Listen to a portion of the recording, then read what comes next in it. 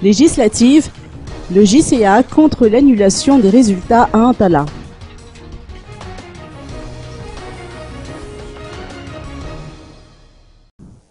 Le groupement des jeunes cadres d'Antala s'oppose catégoriquement à l'annulation des résultats des législatives dans la circonscription d'Antala.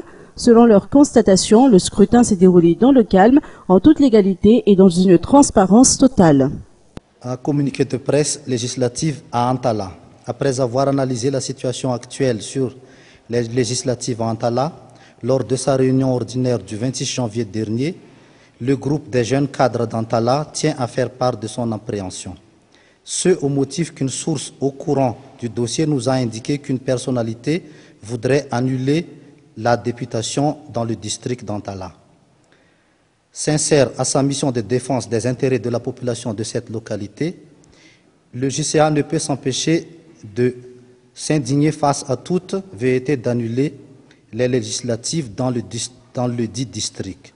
En effet, comme dans toutes les régions du pays, le scrutin se sont déroulés dans le calme et la transparence totale à Antala.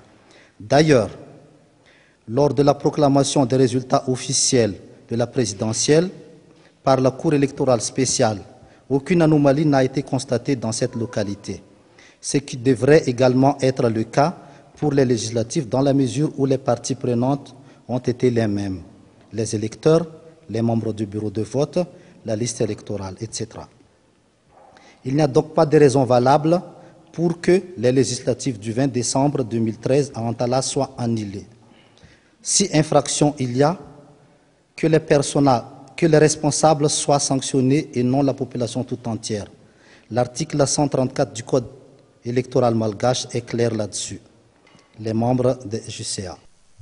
24 candidatures pour ces législatives ont été enregistrées à Antala, dont 9 indépendantes. Les autres candidats ont été présentés par les grands partis tels l'AREMA, la mouvance Ravalman, le PNJ Mazav ou encore la plateforme Mapar.